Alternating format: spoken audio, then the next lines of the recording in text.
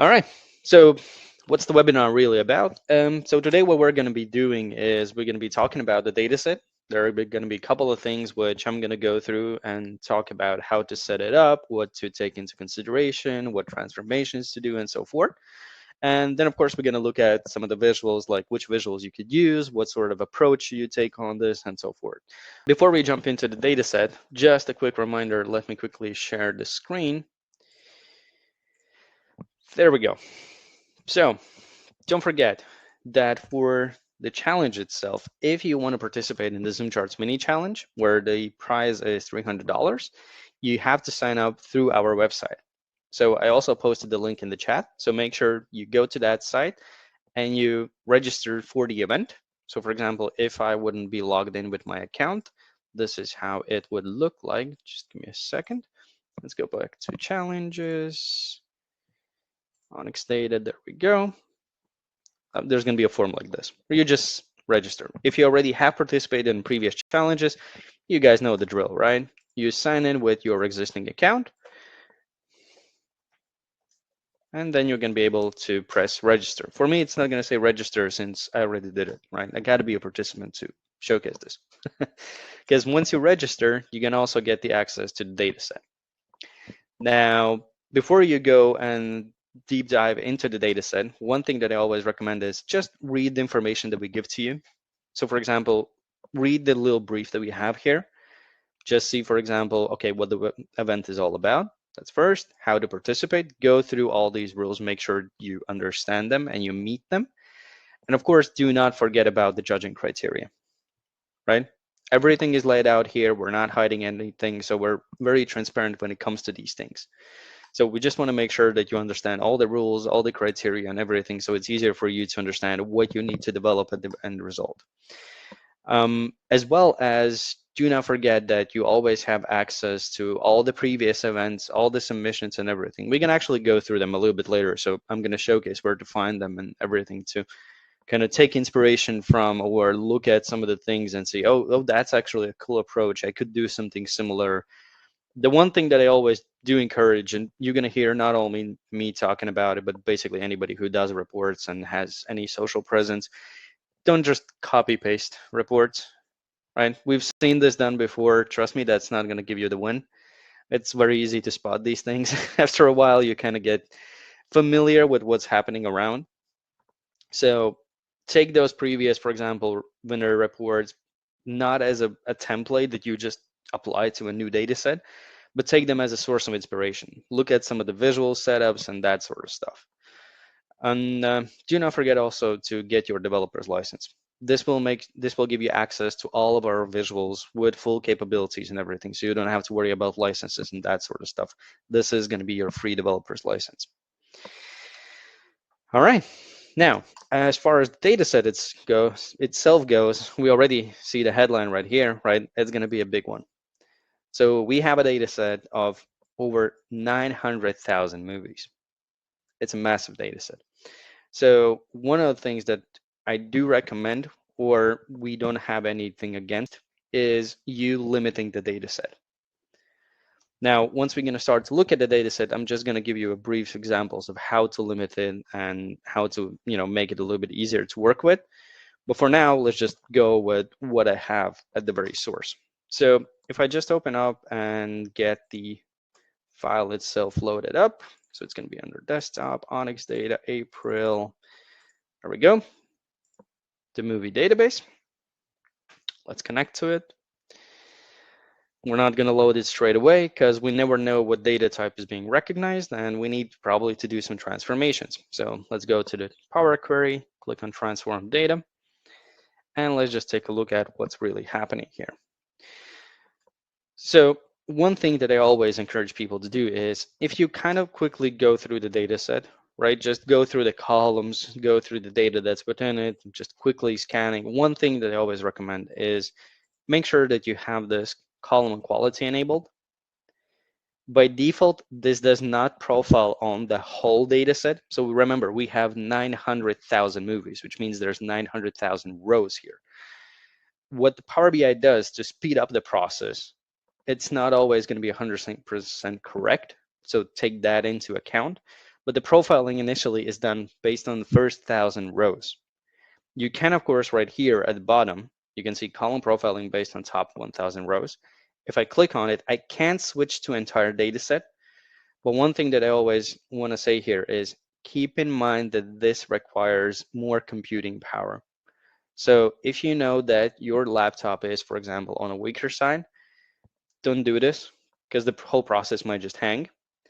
And the other way is even with 1,000 rows, remember that when you're going to send the data to Power BI itself from the Power Query, there's going to be some errors. If they are, they're going to be shown. So you're going to be able to debug these situations later. And that's just the life of a report developer.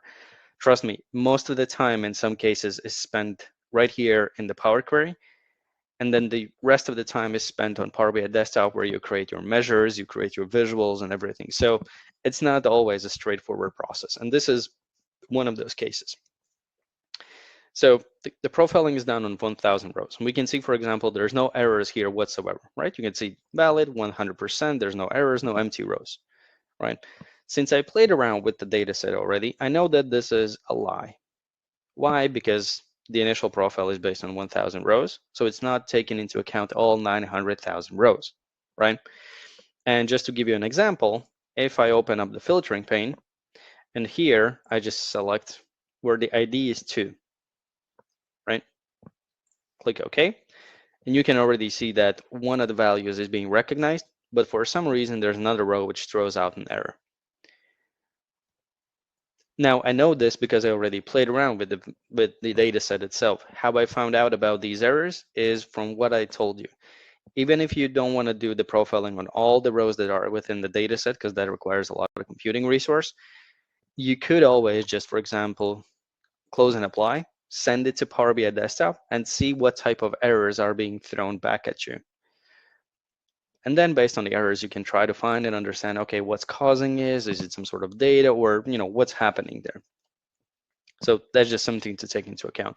In this case, for example, if we filter back again that row 2, not row 2, but ID 2, you can see that the reason why this is throwing out an error is because the value within it is probably a description of or something from another movie. The high voltage causes the worms to mutate into larger, right? That's definitely not an ID. So what's basically happened is a conflict of data type. Because you can see the column is a number, a whole number, but this is text. And you can here clearly see as well, we couldn't convert to number. So just pay attention to these and see how you could handle these. Few ways on how you could handle this is you can try to filter out the data in a particular way. So for example, if it's numbers, just make sure that you set it that, for example, it's always higher than a 0. If it's always going to be positives, if it's a text or something, apply some sort of other filter. You can always also do this. You can click on a column if you have the whole profile, right? Unfortunately, this doesn't work for these cases where not the whole profile is loaded. The head ribbon, home, remove columns, and remove errors. So this is going to remove those rows where the data is throwing out an error. If that doesn't work, because there might be cases where this doesn't work. For example, I think in this one, actually, this was happening. So for example, if we go here, remove rows, and then I again filter out the ID of 2, let's just give it a bit of time. Oh, it actually worked this time. So don't be afraid if something doesn't work straight away on the first try. Remember, there's a lot of data in this case, right? So things take time to cache. There might be something preloaded. So there's multiple reasons why something might not be working ideally, right? Alternatively, like I said, this is one approach to get to this remove errors. In my case, what happened when I was initially playing around with the data set, this for some reason wasn't doing anything. When I was removing it, it didn't really remove it and I still had the error. So I went with a different approach. The other approach is if you hover over the column quality, remember we can enable this under the view tab right here, column quality. This gives you these 3 identification, basically parameters, valid, error, or empty. And if you hover over it, you get this tooltip. And on the right-hand side at right bottom, you have this little ellipsis. If you click on it, you can also choose what to do, for example, with errors or duplicates. And if I click remove errors here, this one was working for me. So just pay attention to these little details, right? Play around with your data set. You're gonna hear us talk about this over and over again, also in the winner announcement webinars and everything. Play around with what you have created and what is available to you at that point, right? So here, let's try again. Let's see if everything works as well now. So remove errors. Let's filter out ID2. Dun, dun, dun, dun, dun. Perfect. So we work.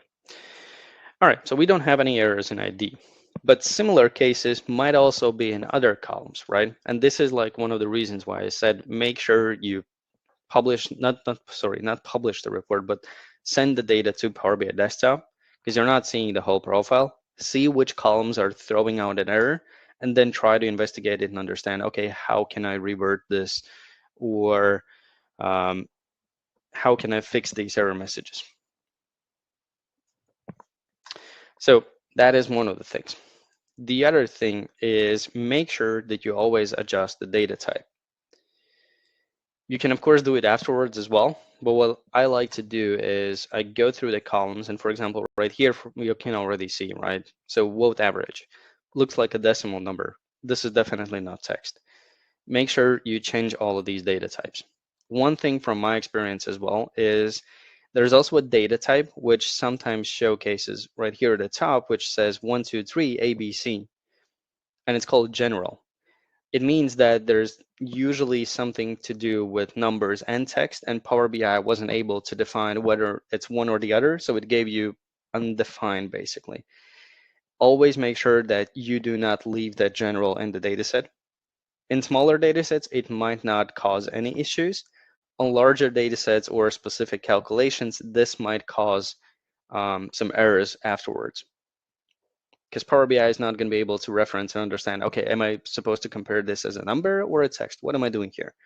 So make sure the data types are correct. Regarding the data types itself, the transformation of the data, like for example, I live in Latvia, Riga, right? So my regional is the comma separator, or the decimal separator is a comma. Here you can see it's a dot. So what happens if I just go straight ahead and say, hey, this is going to be a decimal number? You can see that every single value was being thrown out as an error. It happens. The reason why this happens is because the way that Power BI transfers the data or transposes the type of data is based on your regional settings of the Power BI application itself, and also on the computer settings, so the device settings.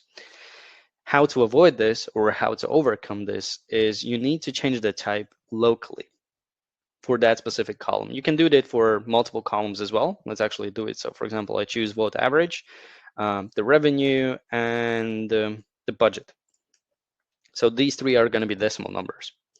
So what I do next is I right click on one of them, I choose change type, and I select this using locale. So when I'm going to open it up, you're going to see that currently it recognizes as text, and you can see that the locale setting is Latvian because I'm from Latvia. Makes sense, right? So what you need to put on here is, first of all, change the data type. So it's going to be a decimal number. And then afterwards, you need to provide, make sure you read this always. Trust me, you're going to thank me later. Sample input values. So the locale you're providing is not for the locale you want to convert to, but the locality of the data that it's coming from. And in this case, since the decimal number separator is a dot, my guess is that this is data comes from US. Also based on the fact how the dates are written. So what I'm going to do is locale, I'm going to find English, just scroll up, there we go, English, United States. Choose that, decimal number, press OK, and you can see that now I don't have error messages anymore, and the data can be used within visuals and referenced afterwards. So the same goes for the rest of the columns, right? For example, again, if I try to convert this into a date, works fine. Some cases, might not work. Again, I would do right click, change type, using locale, and then convert based on the locality of where the data is coming from. So just make sure that you play around with these, make sure that the data is being read, that you're getting the full time frame and so forth. What else is there?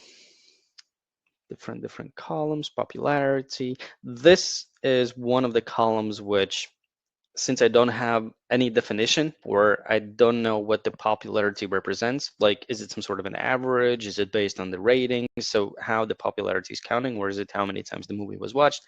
I don't know. So for now, I'm not gonna touch or do anything with it because I don't know how to convert this, right? For me, it seems like there's a dot. So it might be a decimal number, but it also might be a data set from different locality, and that might be 1,000 separator. So I don't know about that. So for now, I'm not just gonna touch this. What else is in this data set that you need to take a look at is, for example, starting from genres. I think even before that, or maybe not. Yeah, so the genres is the first one where this occurrence starts to show itself. We have multiple values within a single cell. Now, when you're looking at row level context, this doesn't really trouble you, right? Because you can, okay, this movie belongs to drama, comedy, romance, and crime. Okay, sure, whatever. But when it comes to calculations, and for example, you using this information in different visuals, every single combination of these elements is going to be considered a combination itself. So within a slicer, for example, or if you put this in a visual, you're going to have a category called drama, comedy, romance, and crime. You're going to have another category called drama, comedy, and romance, another for comedy. So you can't really filter based on the genre itself. You need to figure out a way on how to disassociate this, right? You need to understand, how do I get to the result where the user can actually use this information in a proper way? And one of the ways on how you can do that is, if it wouldn't be a large data set, we could do it in the original table. But because if you look further, so for example, genres, we already have a lot of, for example, cases where we would basically duplicate the rows with each individual value. Production companies, some of the movies have multiple companies. Okay, so for example, 3 rows for each of the genres, 3 rows additionally for each of the companies. That's already 9 rows. If we go further, United States, okay, that's 1 row. But for example, if we look here, so could be multiple production countries, multiple languages. You can kind of see where I'm going with this, right? So from a data set which has, let's just say 900K rows, you can end up easily with multi-million table. And that's just not comprehensible for lower NPCs to handle. It would just, break completely the model, and the calculations would be very difficult to create because you can't really use the original columns anymore, because you're going to have a sum everywhere. So for every instance, for example, for the budget, it would be summed up, so you get the wrong number, and it's just a complete chaos. So one of the approaches that is typically done here is for you to create dimensions, additional dimensions on how you can slice and dice things. And the way on how you could do this is, for example, like this. We're going to have a duplicate or a reference. So duplicate, what it basically means is it's a copy of a table, meaning that you copy all the steps that were taken before it, but you essentially get a new version of the table, right? You can do with it whatever you want, and it's not connected to the original. If you change something in the original, this is not gonna, the other duplicate table, sorry, is not gonna reflect the changes anymore. However, if you reference instead of a duplicate, it means that on the back end, you leave a connection between the two tables, so that anything I do on the first one is going to be reflected on all the other reference tables. So just to give you a quick example, right? I'm going to make a duplicate of the dataset. And let's say on the first one, I'm going to filter out, remember the same 2, ID of 2. So we go here, we can see 1 row. We go to the second table, but I see all the data. However, if I remove this, just make sure I have the same starting point, and I reference the table, and if I go here and now do the same, filter out only 1 row, Come to the other table.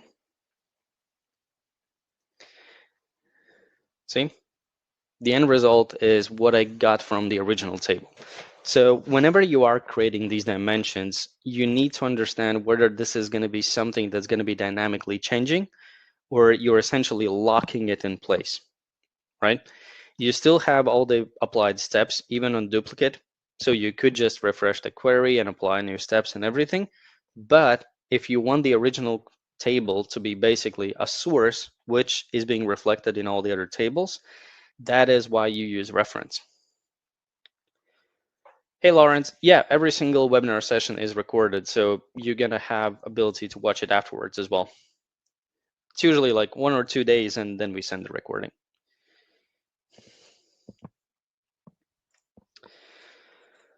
All right. So let's delete the duplicate and leave the reference, for example, for now. And remove the filter so that I have all the rows. Now, this is going to be my master table. I'm going to call it master.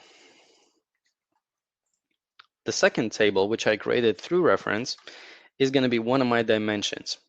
And what I'm going to be using for the dimension is I'm going to create basically a dimension for each of the columns which has multiple unique entries. I could, of course, combine them if there is something I can do it based upon. But in this case, I'm just going to do 1 or 2 columns. So I'm just going to reference 1 or 2 columns. So I'm going to select ID. I'm going to find where the genres were. There we go. Genres. Select it as well. Right click. Remove other columns. So I'm left now with a table with just 2 columns, the ID and the genres. The reason why I'm leaving the ID is so that I can afterwards create a connection to the master table, and I can filter the information in both directions. So that's step 1. The second step, I somehow need to split all these values into individual rows, so that basically in this table, which is the genres, I have multiple entries for each of the movies which is referenced in more than one genre. In the original master table, there's only going to be one row which indicates the same thing, but with all that information in a single cell. So the way you would do it is right-click on a column, you split column by the limiter. You make sure that in this case, for example, you choose your delimiter. In this case, it's comma. Make sure you double check this, because sometimes when you do it rather quickly, what's going to happen is it's also going to say, oh, I see space, for example, and the space is going to be the delimiter. So just make sure you check your delimiter to apply the right one. Then go under advanced options and switch to rows, because you don't want the values to be split into individual columns. You want them to be basically every single genre that's being referenced is a new line within the table. Because otherwise, if it's a column, you can't really reference multiple of them. You would have to be going basically by the main genre, the secondary, the third genre, and so forth, right? In this case, I just have a column, genres. That's it. I click apply. And this is the most important thing I can always recommend. Whenever you do any split column functions, do not forget to trim your text. Right click, transform, trim. The reason why you do this, so trim eliminates the leading and any white spaces at the end. So it makes sure that you only have the necessary information and not unnecessary spaces. Because for example, let's just look at these ones, right? So for example, you can see drama, and you can see there's a little bit of a gap between the starting point and comedy here, right? That's because there's a space. And if we would try to filter things, this comedy, which has a little space in front of it, is not the same as comedy without the space. So you need to make sure that these things are the same. Right click, transform, trim, clears all the leading and ending spaces, unnecessary spaces. So now this comedy is the same type of comedy that this is because of the way how it's written. So now I've done this. The other thing I'm going to create is I'm going to create also another reference table, which is going to be my production country. And again, select ID, find the production country. Went too far, I think. Yeah, there we go. Production country. Make sure that both of them are selected. So hold down Control when you're doing the selection. Right click, remove other columns. Another tip that I can give you, right, just to speed up the efficiency is doing something like this. Select any two or just even a single column. Right click, remove other columns. And now as a step, you have removed other columns. So what you can do is you can open up this one, and here you can easily find and select whatever you want to keep. So in some cases, this is just faster than what I did previously of going and looking for the right column. This just speeds up the process. So again, same approach. Have two columns, split column by delimiter. See, space. I should have comma. Turn it into rows, transform, trim to make sure I eliminate all the leading zeros and everything. And now I have multiple rows whenever multiple countries are being involved in the production of a movie. All right, I have 3 tables. Now, the most favorite part of them all is, for example, now sending that all to Power BI Desktop. Because remember, until then, you didn't really have the data in Power BI Desktop. You had it in Power Query. So you had basically a subset of data available. But within Power BI Desktop, you weren't able to make any visuals, many calculations, because it didn't have the information regarding the original data set. This is the favorite part of every developer, just waiting for the data to being loaded in.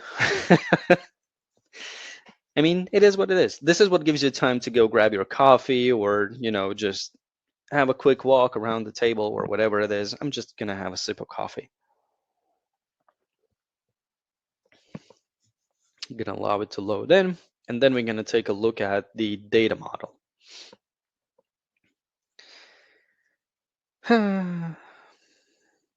Now we need some elevator music, right? I should have prepared myself. I'm going to improvise. Dun, dun, dun, dun, dun, dun, dun, dun. I mean, you need to, fill somehow the air. So just some elevator music. All right. Whilst that's still loading in the beginning, I mentioned that, for example, when you send your data to Power BI Desktop, there's going to be a moment where you're also going to catch all the errors which Power BI wasn't able to parse. This is the step I was referring to. So when you're loading in the data, it's going through the whole data set, through all the columns, all the rows. And if there's going to be a mismatch, for example, of data type or any value that cannot be read properly, you will get an error message here. It's going to also showcase to you how many rows have an error. And clicking on the number of errors brings you to Power Query with a separate query just showcasing the errors so you can debug the whole situation.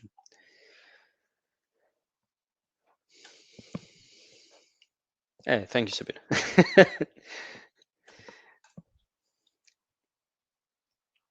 So the original table, Esther, is 500 megabytes. This is one of the reasons why I said that we are allowing you to limit the amount of data within Power Query. So for example, limit it to 2000, 2024, or whatever it is. Just make sure that you showcase it to us somehow visually. For example, add a title saying that this is the the movie database from 2 years so that we know exactly what you're referencing to and looking at, because otherwise it's going to be weird that somebody has 900K movies, whereas you have only like 100K. Just make sure that it's noticeable. So I loaded in the data, and if I look at the model itself, there's no connections whatsoever, right? Because Power BI wasn't able to create these connections. So what I'm going to do is I'm going to create those connections. So one ID goes to the other, and in this case, there are still apparently some outliers, because ideally you want to make sure that this is many to one, and the cross filter direction in this case actually could be both, because there might be cases where you filter one way or another. But many to many is explicit case for very specific use cases and not something you should have every single time, right? This is not a common practice. So I'm guessing there's just duplicate values still out there. It's okay for now. This is just for demo purposes. And I'm also going to connect the country. Now, if I go to the report, let's do a quick test. So I'm going to make a table. This is like one of the things that I usually do, right? You still test your results. Never trust everything to be working just fine. Have a little bit of doubt. So I know we're going to be using ID, and I know that, for example, I'm going to add a title and I'm going to add the genre. Okay. Now I'm going to add another slicer on the same page, and I'm going to take genres from the new table, not from the original master table. You can see the master table has genres and that has everything in a single cell. Here, I'm going to take genres from the new table I created. And we can even see, okay, there's actually some outliers where there are no genres defined. So that's something you, again, would have to eliminate or, identify. Just don't leave it just pure blank. Rename it to not specified or something, but don't leave things just empty. But yeah, the way how it works now is, for example, if I select crime, you can see that it finds every single movie which has crime in the bucket of genres. If I select multiple of them, so for example, crime and action, this is going to have every single movie where, and pay attention to this, right? This selection doesn't mean crime and action. So it doesn't just have movies where it's crime and action, both of them. It means crime or action. So you're finding any movie which has in the genre section either crime or action. Just make sure you understand that difference as well. But yeah, I can now filter. I can see the response, the referenced movies, where it comes from, and so forth. But it works. It works the way I wanted it to work. Now, for the second part, I added also the countries, right? And if I add, for example, the countries into the table, it's actually going to be a massive table. That's okay. But you can see we have the name of a country. For our visuals, for example, for the Map Pro to be used, if we add it to the page, you see we need a latitude and longitude. Sorry for that. We don't have an option to do geocoding on the fly. So you need to provide that information in one way or another. Okay, since we're talking about a high level information, so those are countries, right? It's not a city name or a street name because there's millions of them. This is a country. What I would probably do is as simple as this. Open up Chrome or whatever browser you're using. Type in countries, latitude, longitude, CSV file, for example. I usually use the same one. I've used this also in other challenges. So it's just a table which has every single country in the world, its code, and its name. Copy the whole information. Go back to Power BI. Create a new table. Paste it in. Instead of loading, I'm going to edit it. You know why? Because if you look at the numbers, that's a decimal number. Longitude and latitude is a decimal, and it's a dot. Remember, I'm from Latvia. My decimal number separator or splitter is actually a comma. So I would get incorrect values. So I need to go to the Power Query and change the type locally. I need to adjust it to be based on US so that it recognizes the numbers properly.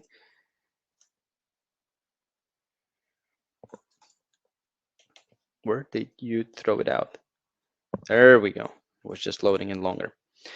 Decimal numbers. English, United States. Oh, went too far. There we go. English, United States. Okay. Kept the format of the numbers. Perfect. Now I'm gonna pass also this table in. It's gonna load in. I should have renamed it to something more elaborate, right, than just a regular table. But it is what it is. Come on, Power BI. It's just 245 rows. The joys of a live demo, right? Sometimes it works, sometimes it doesn't. Sometimes it's fast, sometimes it just screws you over.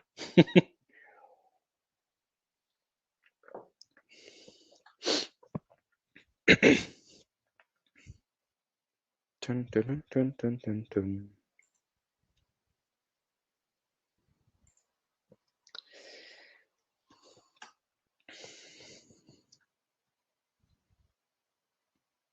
I told you guys, this is the moment where you go usually for coffee or anything, right?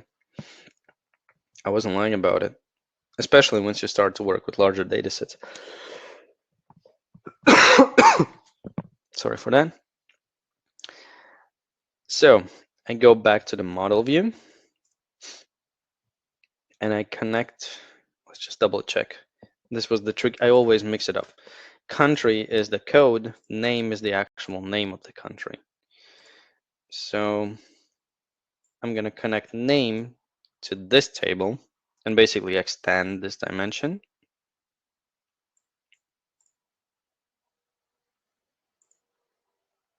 Come on.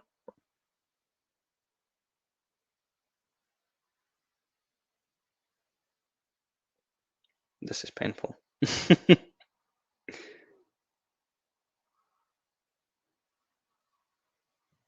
That's exactly what it is here.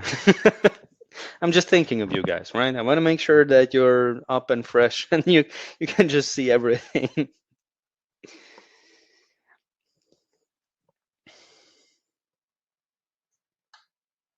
Come on. Oh no. No, no, no, no, no, no, no, no, no, no. Do not dare to die on me.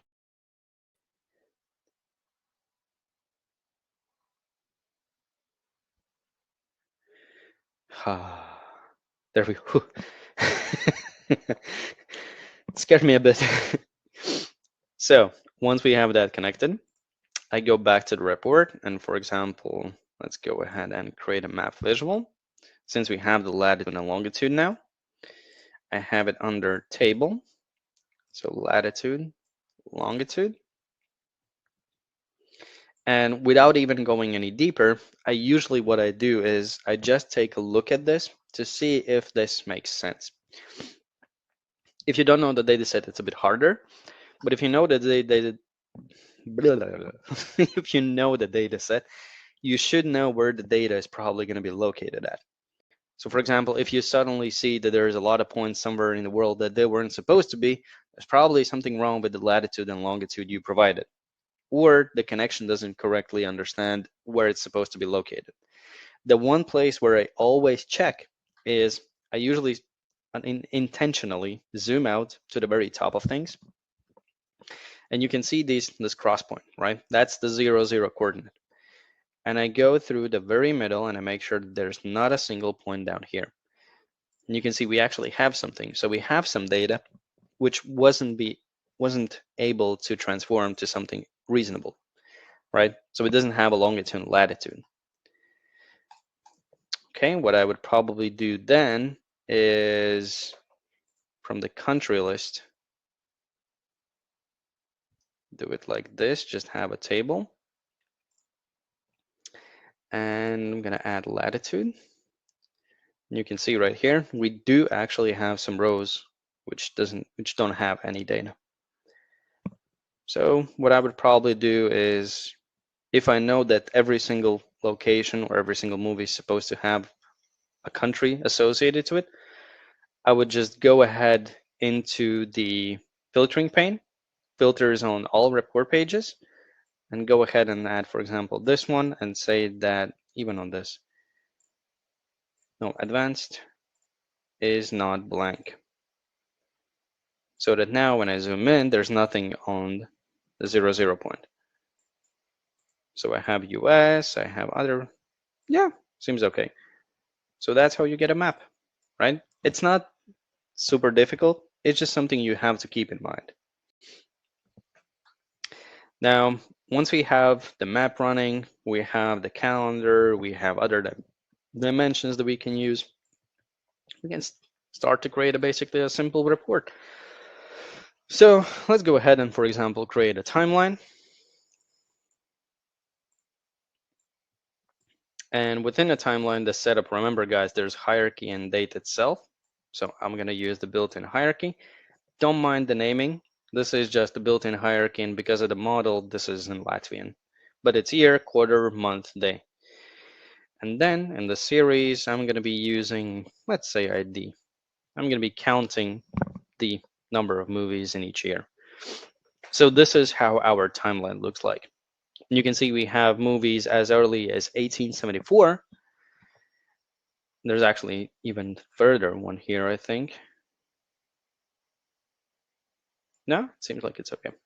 So movies going down up to 2030, for example.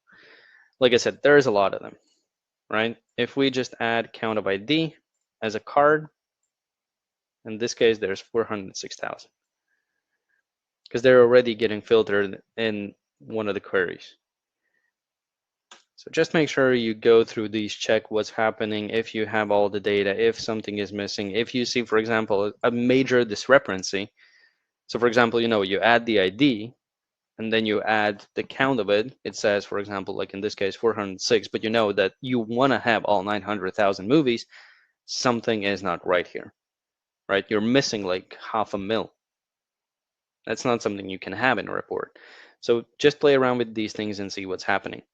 The one thing that you can also do is on the report level itself, you could also have an additional slicer for date. And I would probably wouldn't add the date regularly because I think you're going to agree with me. In this way, it's hard to define the starting and end of time because you have to know the date, the month, and everything. It's kind of annoying. So I would much rather probably do this under the date hierarchy, just add the year. So it's a little bit simpler for the user to see what's within it. So for example, I can type in and say, I want to have everything starting from 2000s. And if I have that data starting from 2000, you can see that there's actually even a movie which has the corresponding year in 2115, right? So just always play around with these things, see what's happening. So if we're going to filter it out, in this case, it's not getting filtered out because I have it cross-filtered because of this. If I remove the latitude, there's actually a movie we have right here in 2115. I wanted to understand the movie. You want to guys see an Easter egg I found? It's probably not an Easter egg. It's probably a movie somebody put in the database intentionally as a troll, maybe. I don't know. But this is what the movie title is. So you want to make sure that you add a title.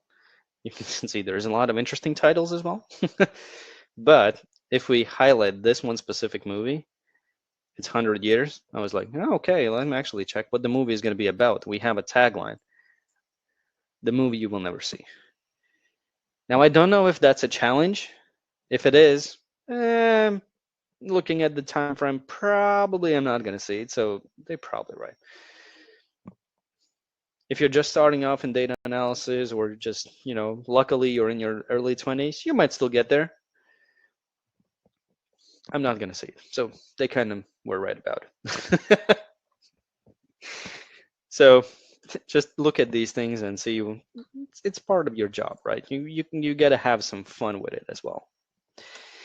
But yeah, this allows me to, for example, go ahead and say starting from 2000, and I want to make sure that no later than actually 25, for example.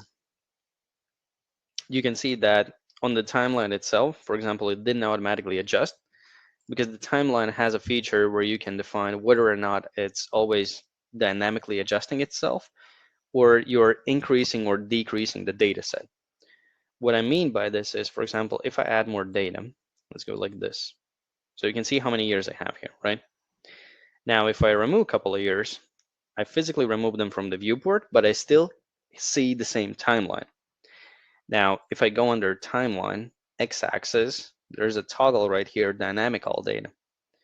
What this means is that the timeline is always going to adjust to the available or visible time span. So for example, if I now make an adjustment, you're going to see that the chart automatically adjusts also the width of the columns. If I make it even smaller, you can see it always adjusts, replaces itself. So I'm not cutting off anymore, but I'm readjusting the visual. So we could, for example, like I said, when it comes to the report, have something like this. Let's have a card, we have a budget, we have a revenue, and you do have questions. Remember, if we go to the challenge page itself, make sure you always find this in the challenges and see if there are any questions that need to be answered. You need to find which area has the highest revenue, which producer achieved the highest revenue with lowest budget, which genre has seen the lowest decline over time. This one is a bit of an open-ended question because there isn't a criteria defined. So you can choose which one you use here, whether it's based on the number of movies. So for example, which genre is based on years of release, based on how many movies are released per year, if there's an increase or decline based on popularity. You could use the metric that I talked about as well, the popularity, which I didn't know how to convert straight away, but you can use that. You can use, for example, budget. You can see the average score. There's a lot of different dimensions that you can look at them, but make sure you go through these questions. So this is the current budget of all the movies that are in this timeline. We could add also even a little map right here. So let's go ahead and make, for example, the timeline a little bit smaller. Let's make a map right here. In the map, I have my geo information, so latitude and longitude, perfect. I'm gonna also take the same budget as the value on how things are getting calculated. There we go. And this is interesting. If we added value, we don't have anything in US, which I think you guys are going to agree with me that knowing movie industry, there has to be movies in US, right? Doesn't make any sense. Okay, let's see what it is. There's nothing in US currently, okay? Is there? But there's 190 billion without a longitude and latitude. Okay, so my guess is there's something wrong with the coordinates of US. Let's just double check. So here we have a list of the countries. This is the Google CSV. Let's find US, United States. We have coordinates, great. If you look at the master table, or even production country, since we're connecting it, let's just look at the master table. It's loading in. Don't see any values. All right, we're gonna do it differently. There's multiple ways always, guys. You never give up until you get to the result that you need to. Okay, we're gonna make this a slicer. We're gonna enable search. United States of America. Okay, so that's the issue. In one data set, since we're connecting through the name, on table we have United States, just United States. Here we have United States of America. So I would need to go to transform data. It's a lot easier for me to work with a small table than a major table. We're gonna find US. Where's US? United States. We're gonna replace the value United States of America. Okay, let's push in the changes. Let's look at the visual. Still not being recognized. Did I mistype it or something? Okay, let's do it like this. There's a country here. Put it as a table. Yeah, see what I meant about the table where I always get confused? The name is the name, it's not the code any. And production countries. So this doesn't find anything.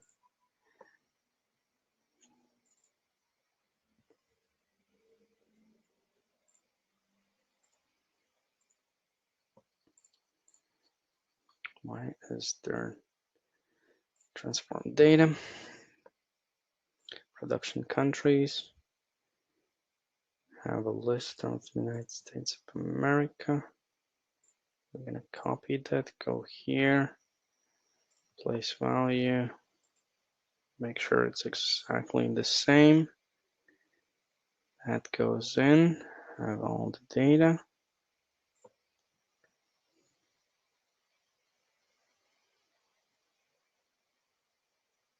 There we go. See, now suddenly we don't have a bubble here anymore. This looks more reasonable. This is the reason, guys, why you make your visuals, you take a look at them. You don't just go straight ahead and say, hey, you know, that number is probably right. Double check everything. And now probably when I'm gonna add it, yeah, you can see already the movie count has increased, so there's probably some more errors I need to find and fix. Oh, I don't have the full timeline. Let's go ahead now and see. Yeah, there we go. Now I have all the movies. So that was the issue. I was missing all the movies that were coming from US because on the dataset level, I had a model relationship which looked for different values, United States versus United States of America. But yeah, this is one part of it. I know we're running short on time, so a few more things I want to quickly run through with you guys. The feedback forms. Don't forget to submit your feedbacks. Tell us if you like the session, if you dislike it, if it's annoying as hell, if you like me or if you do not like me. Let us know all about it. Trust me, I'm not going to take offense to it. I want to understand how I can do my job a little bit better and make your life a little bit easier as well. So that's one thing. The other thing, like I mentioned, you can always go to the challenge page. And at the bottom, you can find any previous challenges. So for example, find a previous one for Onyx data, open it up. You can see the winning report. You can see all the submissions. You can open up any of the reports. You can download any of the reports. So use this as a source of inspiration, right? Next one. The reason why I'm emphasizing a lot on the criteria for assessment and the points that you need to cover is, let me tell you a quick story from one of our participants, right? So I unfortunately forgot her name, but the way she approached this was pretty straightforward. She came into the page, she saw an opportunity, she went through the challenge requirements, she understood everything that we're requiring, all the judging criteria, everything we take into account and what we, you know, judge based upon, because this is done by a panel of judges. This is where we internally discuss them, make sure that we define who's going to be the end winner, but the assessment is done on these criteria. What are the requirements, technical requirements, the visuals, and so forth? What's the data said about? And what she also did is she went through all the winning reports from previous challenges. She looked at what are the things that she could implement within her report as well. And what she did basically is came, applied one time, submitted a report, got the winning report. Simple as that. Trust me, I could have told you the story a lot interesting, but since we're running out of time, I didn't want to waste your time anymore. But yeah, it's that simple in some cases. So just make sure you use all the resources we give to you. And there's a lot of them. There's the Academy, there's samples, there's documentation, there's previous webinar recordings under resources. You can find every single recording. Look for example, the winner announcement sessions where we talk about the winning reports and the top 5 reports. Use all the information, create your next submissions, and as typically I tell at the very end or ask about at the very end, right, is did you guys manage to learn something new and useful today? The emphasis on useful. If you did, then I did my job. If not, then, well, I suck at it. What can I say? But yeah, other than that, I don't want to take any much more of your time. So that's going to be it from my side. Remember, play around with the data. Make sure you transform it correctly. Make sure you double check it, play around with the visuals, see if it makes sense, see if you have any outliers, if there's anything standing out, and so forth. look at all the previous submissions, look at the sample galleries, look at some of the designs that you can just find online, and create a new masterpiece. We're always looking to see your submissions and just waiting for, those elements which just blow our minds like, oh, that's really cool.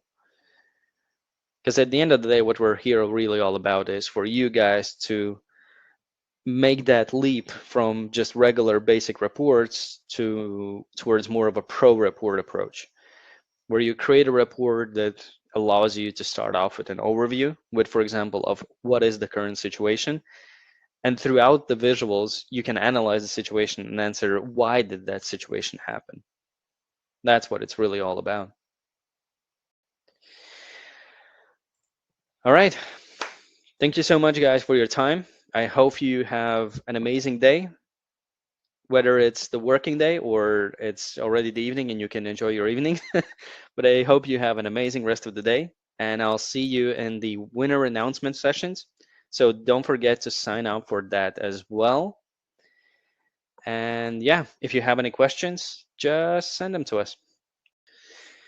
All right. Bye, everyone. Have a great rest of the day.